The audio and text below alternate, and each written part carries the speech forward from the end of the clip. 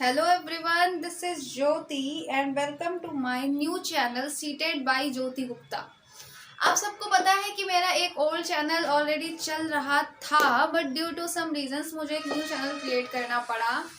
मैं नहीं चाहती थी कि मुझे न्यू चैनल क्रिएट करना पड़े, बट प्रॉब्लम ऐसी आई कि मुझे करना ही पड़ा। सो अब हम यहाँ पे अपनी पढ़ाई को करेंगे और आपका सपोर्ट यहाँ पे चाहिए। जो पुरानी वीडियोस हैं जो कि उस चैनल पे थी वो आपको एज सून एज पॉसिबल यहाँ पे मिल जाएंगी। उस चैनल पर भी रहेंगी बट यहाँ पर भी मिल जाएगी एज सून एज पॉसिबल। मैं उन वीडियोस को प्रोवाइड कराऊंगी, वीडियोस अपलोड हो जाएंगी। एंड हम लोग अपना टॉपिक स्टार्ट करते हैं। टॉपिक हमारा क्या चल रहा था? हमारा टॉपिक चल रहा था इंग्लिश पेडागॉजी का। इंग्लिश पेडागॉजी में मैंने सबसे पहले आपको सिलेबस बताया था कि हाँ हम कौन कौन से टॉपिक को डिस्कस करने वाले हैं। और अब हम आज से कंटेंट को स्टार्ट करेंगे। कंटेंट में सबसे पहला जो आज का टॉपिक है वो आप थंबनेल देखकर ही जान गए होंगे कि आज का टॉपिक क्या है। आज का टॉपिक है लर्निंग एंड एक्विजिशन, जो कि इंग्लिश पेडागॉजी के अंदर 15 मार्क्स में फर्स्ट टॉपिक होता है। लर्निंग एंड एक्विजिशन एक नाम का टॉपिक है, लर्निंग एंड एक्विजिशन, बट इसके अंदर बहुत सारे सब टॉपिक्स हैं। आई होप मुझे ऐसा लगता है कि 2 क्लासेस में ये टॉपिक कंप्लीट होगा। एक क्लास में अगर मैं करवाने बैठी तो बहुत लंबी क्लास बन जाएगी। 2 क्लासेस में टॉपिक कंप्लीट होने वाला है। तो लर्निंग एंड एक्विजिशन, इसके अंदर जितने भी सब टॉपिक्स हैं आपको मिनिमम 4 to 5 क्वेश्चंस मिलने वाले हैं। मिनिमम 4 to 5 क्वेश्चंस मिलने वाले हैं इस टॉपिक से आपके एग्जाम में। तो सबसे पहले हम अपने टॉपिक को लिख लेते हैं, विच इज learning and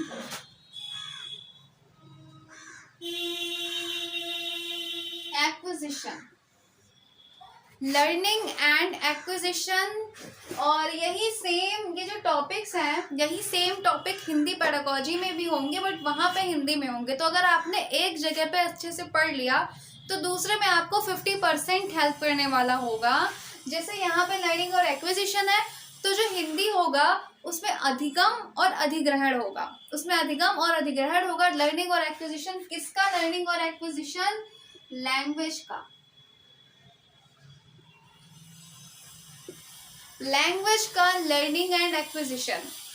और सबसे मेन बात यह है कि जो नोट्स हैं, मैंने आप कोशिश की है कि आपको नोट्स भी प्रोवाइड कराऊं जो कि मेरे खुद के टाइप किए होंगे नोट्स। जो नोट्स मैंने बनाई थी अपनी प्रिपरेशन के लिए, जो मेरे पास बुक्स हैं, जिन नोट्स का मैंने यूज़ किया था उन सब से स्टडी करके एनालाइज करके एक क्रक्स निकाल के आपको नोट्स मिलेंगी जिसमें एकदम टू द पॉइंट बातें होंगी। आपको कुछ नहीं करना है, आपको लेक्चर को सुनना है और नोट्स को अपने सामने रखना है और इस लेक्चर को सुनना है। आपको 110% फॉर श्योर काफ़ी हेल्प मिलेगी। और जो मैं बोल रही हूँ वो ज़्यादा इम्पॉर्टेंट है। जो मैं बोल रही हूँ वो शॉर्ट में आपको नोट्स में भी मिल जाएगा। पहले आप एक बार क्लास देखिए, क्लास देखने के बाद नोट्स से रिवीजन करिए। पूरा टॉपिक आपके माइंड में घुस जाएगा, वो निकलने नहीं वाला, और बहुत अच्छे से आपको प्रिपेयर भी हो जाएगा। तो नोट्स आपको डिस्क्रिप्शन में मिल जाएंगे नोट्स। तो अभी आपको लिखने का भी कोई हेडेक नहीं है, बस शांति से बैठकर क्लास को देखिए और सुनिए। जो भी मैं बोल रही हूँ, जो भी डिस्कशन कर रही हूँ, उसको सुनिए। नोट्स आपको मिल जाएंगे। क्लास देखने के बाद आप नोट्स एक बार रिवीजन कर लीजिए, बस, और कुछ नहीं करना, टॉपिक क्लियर। तो स्टार्ट करते हैं टॉपिक लर्निंग एंड एक्विजिशन। ये हमारी क्लास 1 है इंग्लिश पेडागॉजी में, लर्निंग एंड एक्विजिशन। तो सबसे पहले हम देख लेते हैं कि आज हम क्या क्या पढ़ेंगे। इस टॉपिक में हम क्या क्या पढ़ने वाले हैं। फर्स्ट थिंग, हम थोड़ा सा लैंग्वेज के बारे में जानेंगे। कहीं ना कहीं से मैं कॉन्सेप्ट को एक एक करके इंटरलिंक करते चली जाऊंगी, आपस में इंटीग्रेट करेंगे सारे कॉन्सेप्ट। सबसे पहले लैंग्वेज के बारे में पढ़ने वाले हैं, उसके बाद हम कैरेक्टरिस्टिक्स ऑफ लैंग्वेज पढ़ेंगे।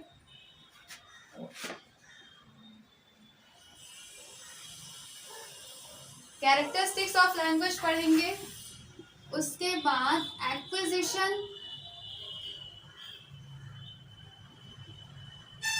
एंड लर्निंग या एक्विजिशन एंड लर्निंग, कुछ भी आगे पीछे लिख दो। और उसके बाद फोर्थ पढ़ेंगे objectives of teaching English.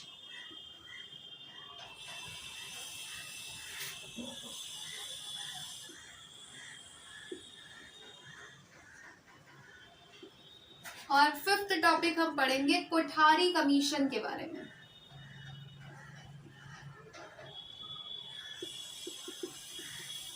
Kothari commission के बारे में ये 5 टॉपिक्स हम आज की क्लास में पढ़ेंगे। इसके अंदर और भी 2-3 टॉपिक बचते हैं जो हम नेक्स्ट क्लास में पढ़ने वाले हैं। तो आज का ये हमारा टॉपिक है, तो हम स्टार्ट करते हैं एक एक टॉपिक से। फर्स्ट हम पढ़ेंगे लैंग्वेज के बारे में। व्हाट इज लैंग्वेज, यानी कि भाषा क्या है।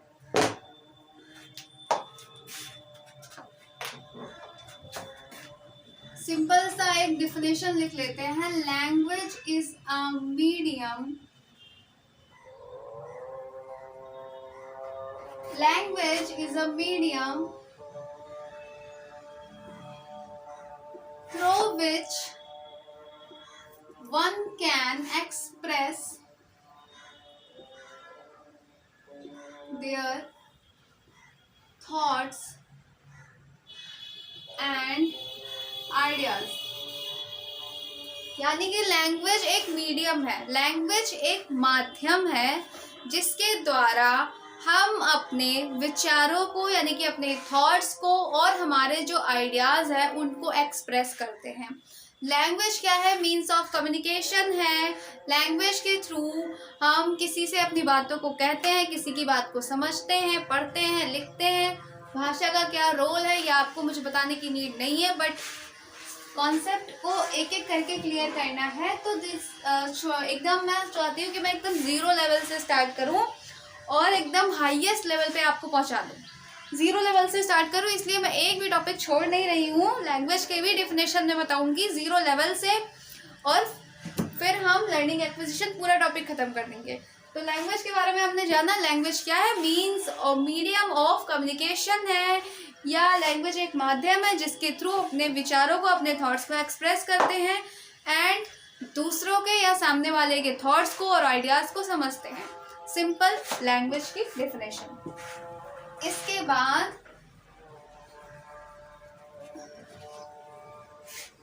बाद क्या है? There are many languages in the world. जो वर्ल्ड है, पूरी दुनिया में बहुत सारी लैंग्वेजेस हैं and approx 1600 language, approx 1600 language and dialects are spoken in India। ये इम्पोर्टेंट है, इसको आपको नोट करना है। अबाउट आगे लगा लेंगे क्योंकि 1600 से ज़्यादा भी हो सकती है। अबाउट 1600 लैंग्वेज एंड डायलेक्ट्स, यानी कि लगभग 1600 भाषाएं और बोलियां कहाँ है? इंडिया में बोली जाती है। हमारे इंडिया में लगभग 1600 लैंग्वेज एंड डायलेक्ट्स बोले जाते हैं।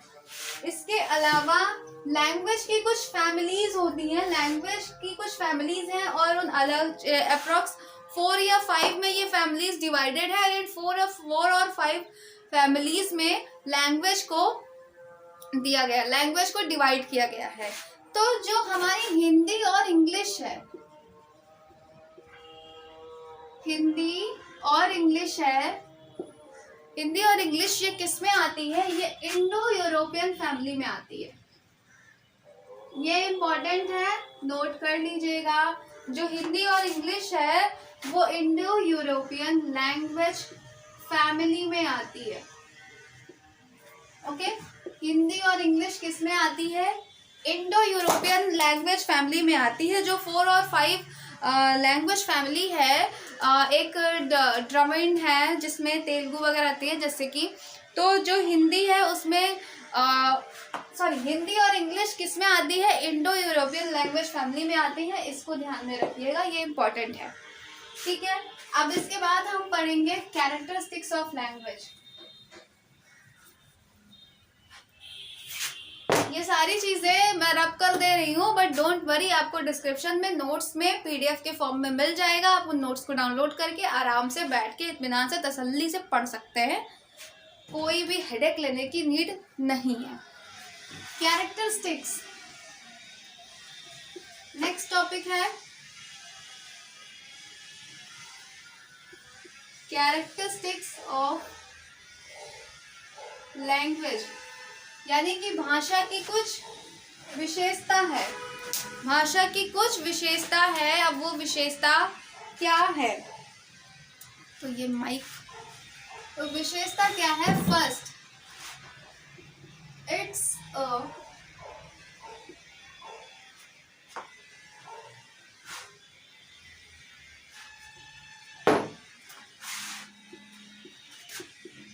it acts as a means of communication.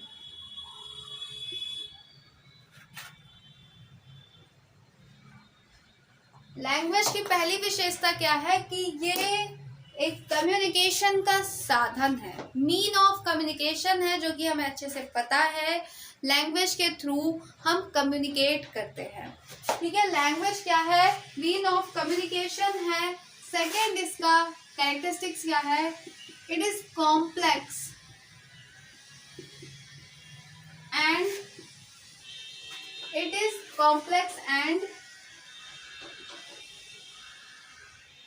Dynamic. ये कॉम्प्लेक्स भी है और डायनामिक है, यानी कि जटिल है और परिवर्तनशील है। जटिल ऐसे है कि इसका एक स्ट्रक्चर होता है। कहीं भी कुछ भी, लाइक अगर हम सेंटेंस भी एक लिख रहे हैं तो उसका एक स्ट्रक्चर है, एक तरीका है जिससे हम लिखते हैं। कॉम्प्लेक्स है, एक जटिल प्रक्रिया है। भाषा सीखना, कोई भी नई लैंग्वेज को सीखना इतना आसान नहीं है, बट अगर हम कोशिश करें तो मुश्किल भी नहीं है। सो लैंग्वेज क्या है? कॉम्प्लेक्स है। लैंग्वेज एक जटिल प्रक्रिया है और डायनामिक है, यानी कि परिवर्तनशील है। परिवर्तनशील कैसे है? जो वर्ड्स है वो ऐड भी होते रहते हैं एंड रिमूव, नए वर्ड्स ऐड भी होते रहते हैं। आज भी हम न्यू वर्ड्स को सुनते हैं, वर्ड्स नए नए ऐड होते रहते हैं और रिमूव भी होते रहते हैं। जो पुराने वर्ड्स हैं वो रिमूव भी होते रहते हैं और जो नए वर्ड्स हैं वो ऐड भी होते रहते हैं। इसलिए इसे हम डायनामिक कहते हैं, यानी कि परिवर्तनशील कहते हैं। और थर्ड कैरेक्टरिस्टिक्स क्या है? It is arbitrary. आर्बिट्रेरी को हम हिंदी में कहते हैं स्वच्छंद। स्वच्छंद। अब आर्बिट्रेरी का क्या मतलब होता है? यानी कि वर्ड्स को जैसे हम लिखते हैं और उसका जो मीनिंग होता है उनका आपस में कोई रिलेशन नहीं होता है। आर्बिट्रेरी का मतलब होता है, यानी कि लैंग्वेज का एक कैरेक्टरिस्टिक्स ये भी है कि जो लैंग्वेज है वो आर्बिट्रेरी होती है। आर्बिट्रेरी का मतलब कि लैंग्वेज को किसी भी वर्ड को जैसे हम लिखते हैं और उसका जो मीनिंग होता है वो आपस में इंटर रिलेट नहीं करता, वो आपस में इंडिपेंडेंट होता है। वर्ड को लिखने में और उसकी मीनिंग में कोई भी रिलेशन नहीं होता है। जैसे कि ये मार्कर है, इसको हम क्या लिखते हैं? मार्कर। और इसकी मीनिंग क्या हुई कि इसे हम लिखने का यूज करते हैं, ठीक है। तो इसके जो मीनिंग है इससे कोई रिलेशन नहीं है। लाइक इसको हम पेन भी बोल सकते हैं, जैसे इसे हम पेन बोलते हैं, इसे मार्कर बोलते हैं। तो इनका ऐसा ज़रूरी नहीं है कि इसे मार्कर ही बोला जाएगा। इसे हम पेन भी बोल सकते हैं, इसे मार्कर भी बोल सकते हैं, बट शुरू से बोलते क्या आ रहा है? ये मार्कर है, ये पेन है, तो ये फिक्स हो गया। बट इसका आपस में कोई रिलेशन नहीं है। इसको हम पेन बोल सकते हैं, इसको मार्कर बोल सकते हैं, ठीक है। जैसे कि अब मानते हैं जैसे एप्पल हुआ, तो जो एप्पल की जो मीनिंग हुई सेब, ठीक है, इसका इससे कोई रिलेशन नहीं है। ये जो है इंडिपेंडेंट है, लैंग्वेज को लिखने का जो तरीका है, वर्ड जो है और उसकी मीनिंग आपस में इंडिपेंडेंट होती है, निर्भर नहीं होती है। वर्ड और उसकी meaning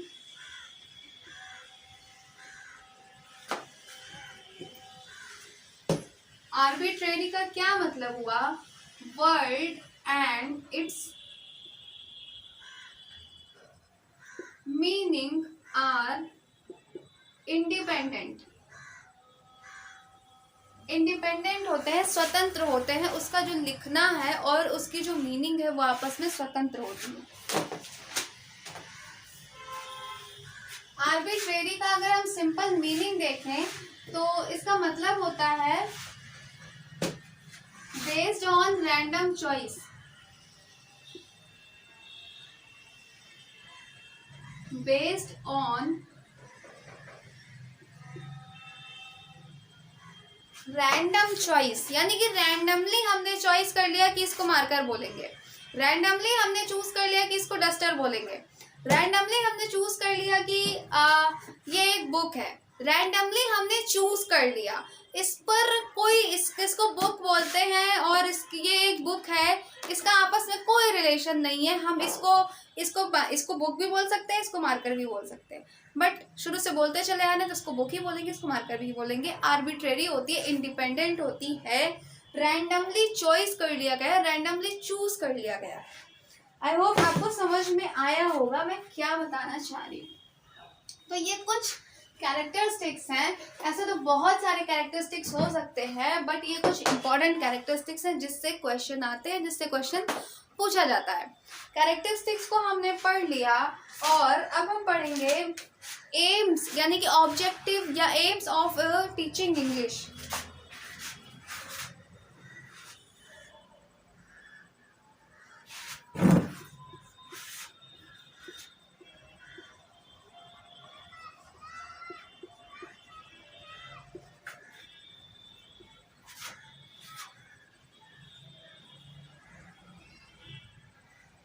AIIMS of teaching English, जिसमें फर्स्ट एम क्या होगा?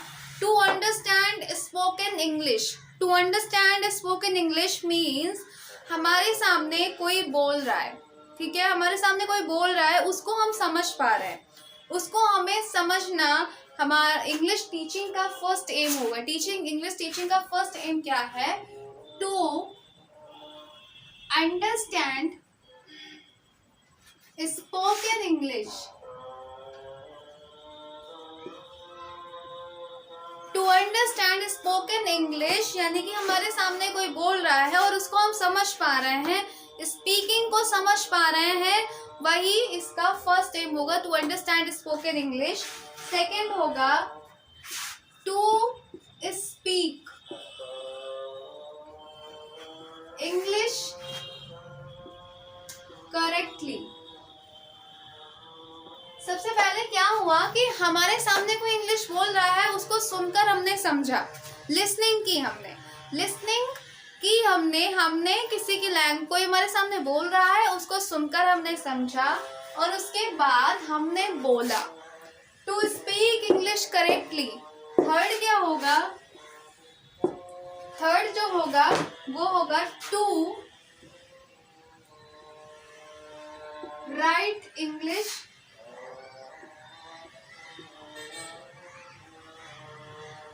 Correctly. To write English correctly, ये थर्ड एम होगा, यानी कि पहले हमने सुना, फिर बोला और अब हमें लिखना है। टू राइट इंग्लिश करेक्टली, यानी कि इंग्लिश टीचिंग का जो एम है वो मेन क्या है? To understand spoken English, to speak English correctly and to write English correctly. यहाँ पे एक और ऐड कर सकते हैं, to read English correctly, understand spoken English and speak English correctly, write English correctly and read English correctly। ये चार जो हैं वो एम्स हैं टीचिंग इंग्लिश के, इंग्लिश को पढ़ाने के चार एम्स हैं। आई होप ये आपको समझ में आया होगा। अब बढ़ते हैं नेक्स्ट टॉपिक की तरफ। और नेक्स्ट टॉपिक हमारा क्या है? नेक्स्ट टॉपिक है एक्विजिशन एंड लर्निंग, या लर्निंग एंड एक्विजिशन। पहले हम एक्विजिशन के बारे में जानते हैं कि क्या होता है एक्विजिशन। एक्विजिशन क्या होता है? एक्विजिशन का मतलब होता है अधिग्रहण। इसको हिंदी में हम क्या कहते हैं? अधिग्रहण। यही सेम टॉपिक्स हम हिंदी में भी पढ़ेंगे, भाषा का अधिग्रहण और भाषा का अर्जन। तो एक्विजिशन क्या होता है? मैं सिंपली आपको बता देती हूँ कि जब कोई लैंग्वेज हम नेचुरली सीख जाते हैं, जब हम कोई language naturally without any force और बिना किसी बुक्स के या ये कहते हैं एक अनकॉन्शियसली हम इंग्लिश को, किसी भाषा को सीखते हैं, तो वो एक्विजिशन होता है। एक्विजिशन का मतलब हुआ किसी भाषा को एक्वायर करना, लैंग्वेज को एक्वायर कर लेना, लैंग्वेज का एक्विजिशन होता है। जैसे कि हम घर में हैं और हमारे घर में हिंदी बोली जाती है, तो हम हिंदी को एक्वायर कर लेते हैं। हिंदी हमें सीखनी नहीं पड़ती। अगर हमारे आसपास हमारी फैमिली में हिंदी बोली जाती है तो हम हिंदी को एक्वायर कर लेते हैं। वही अगर फॉरेन का कोई बच्चा है, फॉरेन का कोई स्टूडेंट है, उसके यहाँ पे इंग्लिश बोली जाती है, उसकी फैमिली में इंग्लिश बोली जाती है, उसके आसपास के एनवायरनमेंट में इंग्लिश बोली जाती है, तो वो इंग्लिश को एक्वायर कर लेगा। उसकी जो एक्वायर्ड लैंग्वेज होगी वो इंग्लिश होगी। हम सबकी कोई ना कोई एक एक्वायर्ड लैंग्वेज होती है जो हम बहुत ही सिंपली एक अनकॉन्शियस प्रोसेस से बहुत ही आसानी से एक्वायर कर लेते हैं अपने आसपास के एनवायरनमेंट से। ये होता है लैंग्वेज का एक्विजिशन। अब हमारे आसपास हमारी फैमिली में इंग्लिश बोली जाती है, हम इंग्लिश को एक्वायर कर लेते हैं। हमारे आसपास हमारी फैमिली में हिंदी बोली जाती है, हम हिंदी को एक्वायर कर लेते हैं। गुजराती बोली जाएगी, गुजराती एक्वायर कर लेंगे। मराठी, तेलुगु, तमिल, जो भी लैंग्वेज होगी जो हमारे आसपास हमारे एनवायरनमेंट में हमारी फैमिली से बोली जाएगी, उसको हम एक्वायर कर लेते हैं। यही होता है लैंग्वेज का एक्विजिशन। ये मैंने आपको सिंपली बता दिया। इसमें कुछ पॉइंट्स हैं।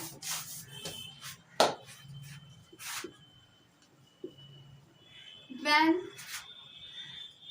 language is learned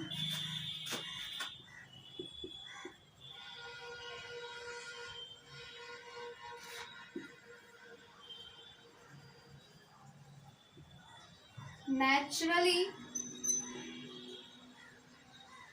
without any systematic process,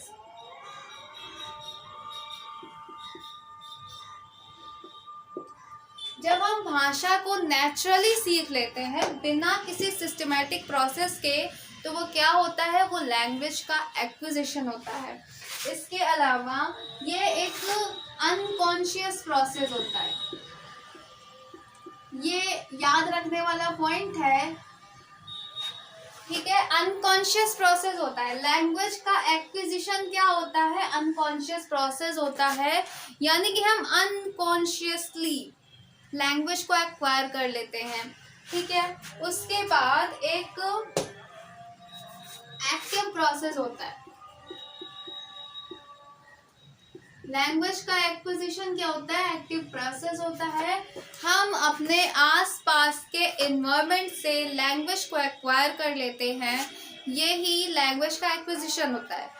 मैंने यहाँ पे समझाया है, डिस्कशन किया है, लेकिन इसके जो नोट्स हैं उसमें आपको इसके जो फर्दर पॉइंट्स हैं वो आपको मिल जाएंगे। उसकी टेंशन लेने की कोई नीड नहीं है।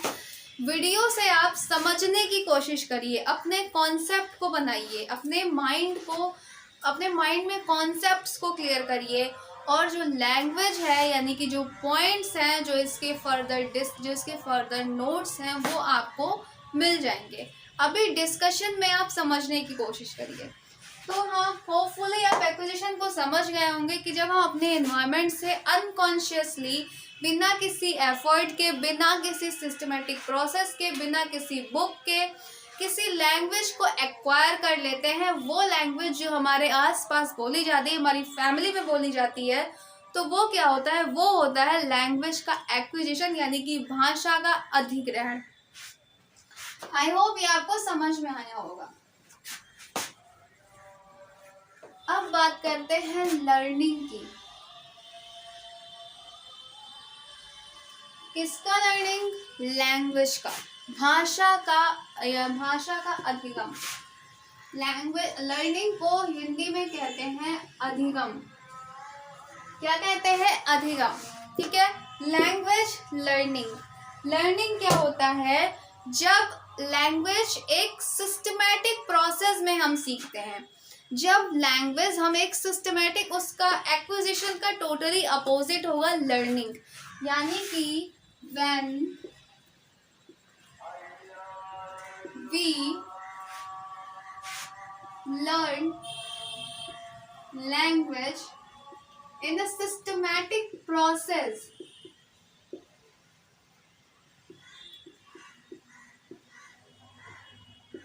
it is known as learning।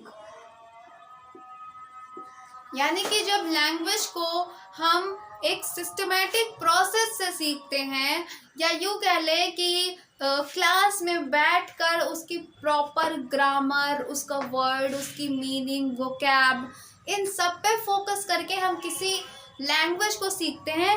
ये होती है हमारी, इसको हम सेकंड लैंग्वेज बोल सकते हैं। देखिए, एक लैंग्वेज हमने एक्वायर की, जो लैंग्वेज हम एक्वायर करते हैं वो हमारी फर्स्ट लैंग्वेज होती है। जिस लैंग्वेज को हम एक्वायर करते हैं वो हमारी फर्स्ट लैंग्वेज होती है। और लैंग्वेज को एक्वायर करने के बाद जब हम दूसरी लैंग्वेज को ही सीखते हैं, प्रॉपरली सिस्टमैटिक वे में किसी सेकंड लैंग्वेज को हम सीखते हैं, उसकी वोकैब, उसकी ग्रामर, उसके जो वर्ड्स हैं, उसकी मीनिंग, उसका सिमेंटिक, उसके अदर एस्पेक्ट्स, तो वो लर्निंग होता है। वो क्या होता है? लर्निंग होता है। और ये क्या होता है? एक कॉन्शियस प्रोसेस होता है, या इसको हम सबकॉन्शियस प्रोसेस कहते हैं। कॉन्शियस प्रोसेस या सबकॉन्शियस, इसमें मैं अभी कंफ्यूज हूँ, ये मैं नेक्स्ट क्लास में क्लियर कर दूंगी। वैसे अभी कॉन्शियस प्रोसेस लिखते हैं। ये कॉन्शियस प्रोसेस होता है जिसमें हम प्रॉपर बुक्स का यूज़ करते हैं और प्रॉपरली ग्रामर को और अदर स्ट्रक्चर को सीखते हैं। और इसके लिए हमें मीनिंगफुल इन्वायरमेंट या इनपुट रिच इन्वायरमेंट,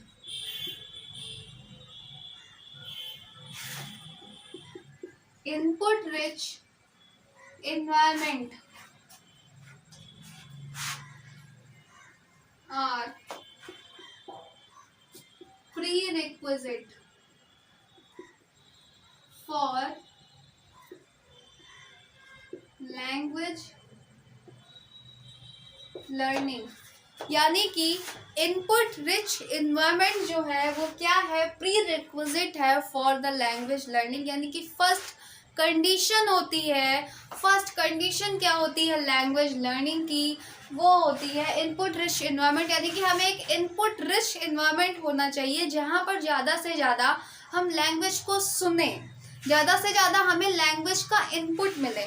ऐसा इनपुट, यानी कि जैसे इंग्लिश सीखनी होती है तो हम ऐसा भी प्रेफर करते हैं कि अगर हम इंग्लिश मूवीज़ देखते हैं या हमें ऐसा इन्वायरमेंट मिल जाता है जहाँ पे इंग्लिश बोली जाती हो, प्रॉपर इंग्लिश बोली जाती हो, एक ऐसे इन्वायरमेंट में हम पहुँच जाए जहाँ पे प्रॉपर इंग्लिश बोली जाती है, तो तब मुझे लगता है कि मैक्स टू मैक्स 1 या 2 मंथ्स में हम भी इंग्लिश बोलना स्टार्ट कर देंगे। अगर हम थोड़ा सा एफर्ट डाल रहे हैं तो बिना किसी क्लास, बिना किसी बुक, बिना किसी वोकैबलरी के हम भी इंग्लिश बोलना स्टार्ट कर देंगे। यानी कि इनपुट रिच इन्वायरमेंट मिलना चाहिए। इनपुट रिच इन्वायरमेंट जो है वो प्री रिक्विजिट है। और लर्निंग क्या है? एक सिस्टमैटिक प्रोसेस है, एक कॉन्शियस प्रोसेस है जिसके थ्रू हम लैंग्वेज को सीखते हैं। लैंग्वेज को सीखना, दूसरे लैंग्वेज को हम सीखते हैं। अब वो इंग्लिश भी हो सकती है, हिंदी भी हो सकती है। जैसे एक फॉरेन का बच्चा है, उसकी जो एक्वायर्ड लैंग्वेज होगी वो क्या होगी? वो इंग्लिश होगी। ठीक है। अब वो इंडिया में आया, उसने हिंदी सीखी, तो जो एक्वायर्ड, उसके लिए जो उसकी फर्स्ट लैंग्वेज है वो इंग्लिश का है। इंडिया में आया, उसने हिंदी को लर्न किया, उसने हिंदी को सीखा। ठीक है। वो उसके लिए सेकेंड लैंग्वेज है। हमारे लिए फर्स्ट लैंग्वेज क्या है? हिंदी है। हम इंडिया में रहते हैं, हमारे लिए फर्स्ट लैंग्वेज क्या है? हिंदी है। उसे हमने अपने एनवायरनमेंट से एक्वायर कर लिया।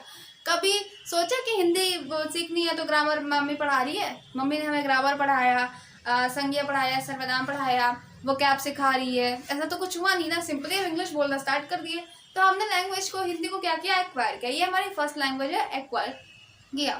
अब हम इंग्लिश को सीख रहे हैं, फॉरेन गए, हम इंग्लिश को सीख रहे हैं, वो हमारी सेकेंड लैंग्वेज हुई। सिंपल। अधिगम, अधिग्रहण यानी कि एक्विजिशन एंड लर्निंग को हमने पढ़ लिया। अब आगे के टॉपिक है, हाँ, objective of teaching learning, teaching English.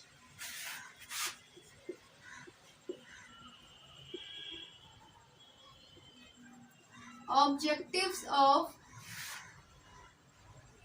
Teaching English, objectives of teaching English यानी कि टीचिंग इंग्लिश के ऑब्जेक्टिव क्या है। तो यहाँ पे दो मेन ऑब्जेक्टिव बताए गए हैं। फर्स्ट है लैंग्वेज डेवलपमेंट,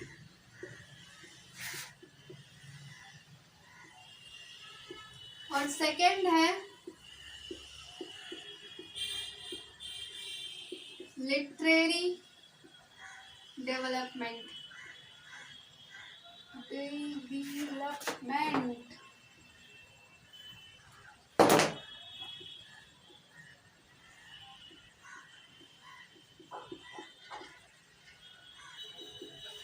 फर्स्ट है लैंग्वेज डेवलपमेंट और सेकंड है लिटरेरी डेवलपमेंट।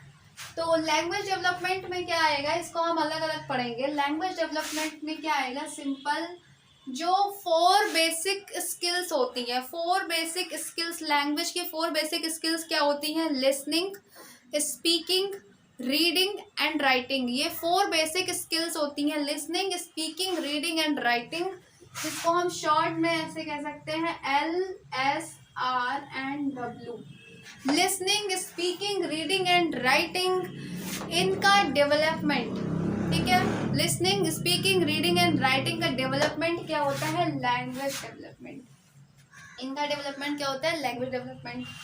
और लिटरेरी डेवलपमेंट में क्या आता है, इस 4 बेसिक स्किल के अलावा, इन 4 बेसिक स्किल के अलावा हमारे अंदर क्रिएटिव थॉट्स का डेवलपमेंट, इंग्लिश की तरफ, यानी कि जो भी इंग्लिश ही मान दें कि हम इंग्लिश पढ़ रहे हैं, कि इंग्लिश में हमारा इंटरेस्ट, पोएट्री, ड्रामा, स्टोरीज, इन सब चीज़ों का जो डेवलपमेंट है वो लिटरेरी डेवलपमेंट में आएगा। यानी कि जो ये चारों चीज़ें हैं, जो 4 बेसिक स्किल्स हैं, इनको छोड़कर जो अदर थिंग्स हैं, क्रिएटिव थॉट्स हो गए, story, drama, poetry and interest हमारा इंग्लिश की तरफ, ये सारी चीज़ें लिटरेरी डेवलपमेंट में आएगी।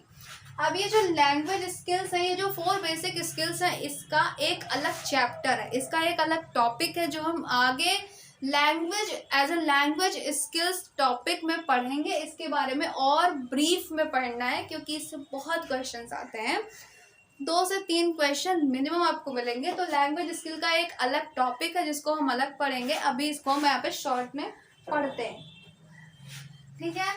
और लिटरेरी डेवलपमेंट में सीधा क्या आया, अंडरस्टैंड एंड, यही कह सकते हैं, development of English, development of interest in English literature, English literature, English literature, development of interest in English literature, English literature में हमारा इंटरेस्ट। तो यहाँ पे हम इस क्लास को ख़त्म करते हैं। मैंने एक एक पॉइंट को समझाने की कोशिश की है, नोट्स आपको डिस्क्रिप्शन में मिल जाएंगे। एक टॉपिक मैंने और कहा था आज डिस्कस करने के लिए, जो कि था कोठारी कमीशन, बट अगर उसको भी डिस्कस करने बैठी तो वीडियो बहुत लंबी हो जाएगी। और इसमें भी अभी हमें पढ़ना है, ये मैंने ऐसे शॉर्ट में बता दिया है।